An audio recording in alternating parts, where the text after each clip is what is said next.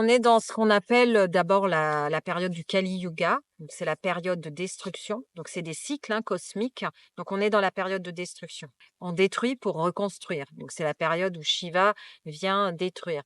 Mais évidemment que l'homme a le libre arbitre, donc tout ce qui se passe sur la planète, c'est aussi le résultat donc de nos pensées, nos émotions qui sont complètement déréglées, désalignées de la source, désalignées de l'unité primordiale, nos actions. On voit bien qu'on est dans des processus de destruction de la planète et on continue dans cette logique.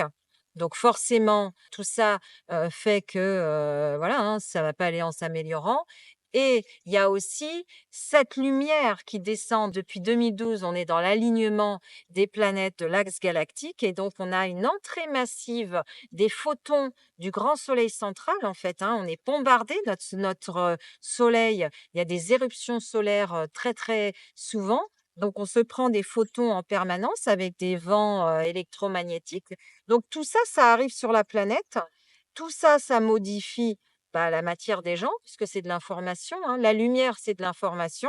Donc les photons viennent rencontrer la matière, ça vient transformer la matière et ça vient créer des évolutions de conscience. On peut voir les deux pôles en fait. Le pôle de destruction qui est bien à l'œuvre, qu'on voit avec les catastrophes climatiques, mais aussi le pôle de construction et de recréation de l'univers, qui fait qu'il y a des gens qui s'éveillent massivement sur la planète.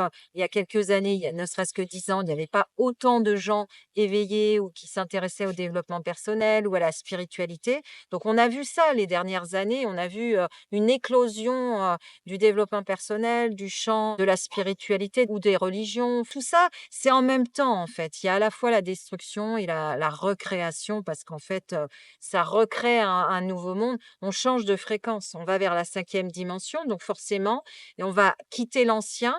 Donc ça va nous demander de faire des changements intérieurs profonds pour aller vers du nouveau. Et ça veut dire lâcher prise en fait. Lâcher tout ce à quoi on croyait, tout ce à quoi on s'était identifié pour aller vers un nouvel état d'être.